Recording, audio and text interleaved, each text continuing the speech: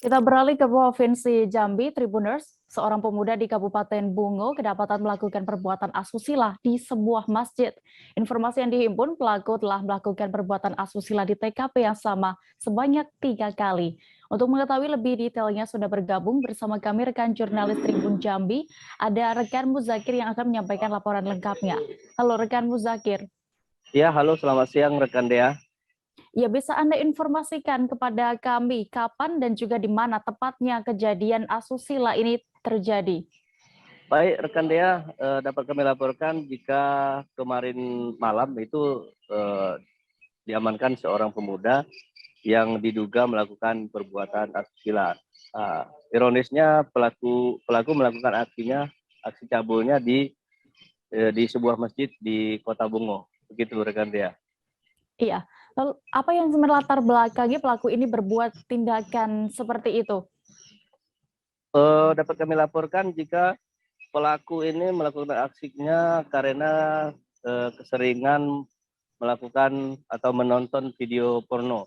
Selain itu, pelaku juga merupakan waktu kecilnya itu memiliki latar belakang yang cukup buruk, yaitu pernah disodomi. Makanya beliau mempunyai kelainan seks. Begitu rekan Dea. Iya, lalu Muzakir, bagaimana untuk proses penangkapan pelaku ini pada akhirnya dan untuk proses hukumnya juga bagaimana? Ya, dapat kami laporkan jika pelaku melakukan aksinya itu sebanyak 3 kali. Pertama lolos, kedua lolos, dan ketiga akan melakukan aksinya kembali, namun sudah diketahui oleh jemaah masjid.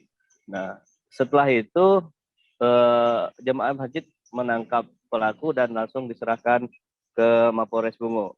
Nah, untuk proses hukumnya, pihak polisian menetapkan pada tersangka yaitu pasal 82 ayat 1 junto pasal 76 huruf E Undang-Undang Perlindungan Anak dengan ancaman paling lama itu 15 tahun.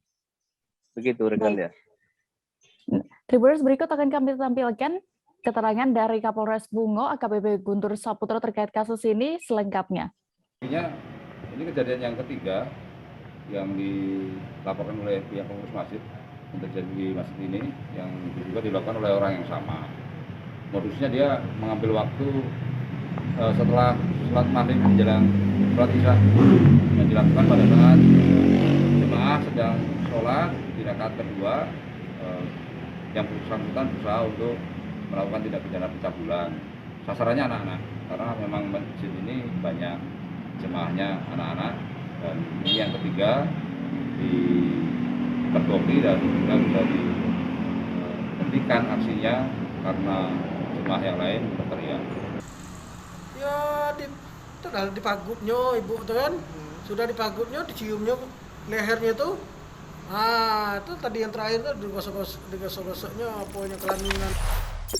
Jangan lupa subscribe, share, komen, dan like ya.